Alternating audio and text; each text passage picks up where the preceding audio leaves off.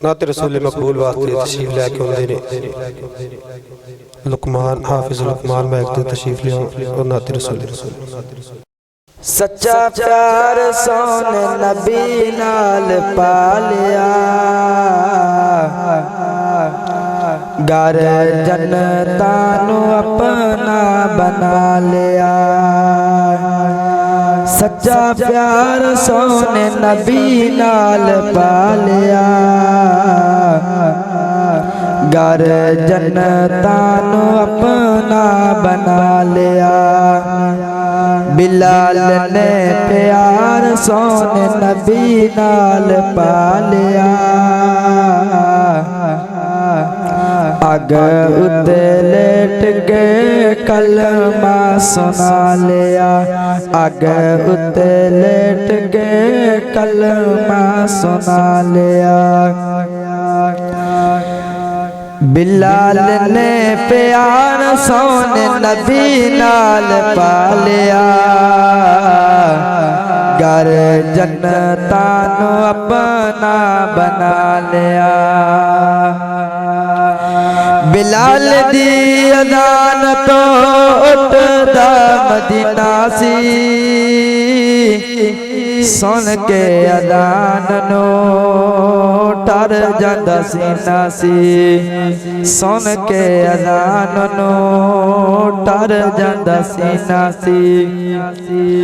आका मस्जिद दा मुअज़्ज़िन बना लिया घर जन्नतां नू अपना बना लिया। घर जन्नतां नू अपना बना लिया।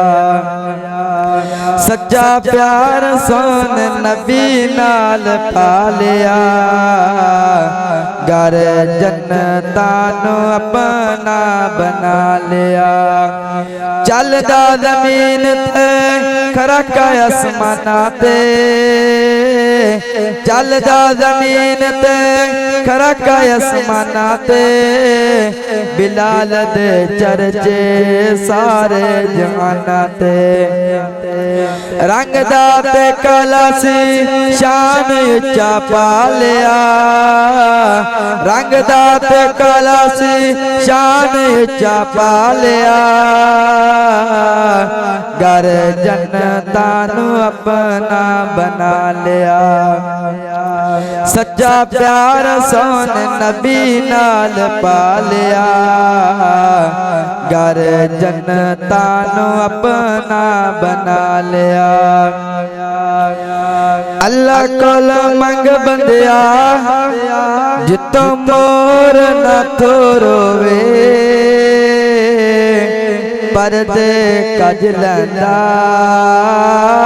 बंदा उम्रां दा चोर होवे।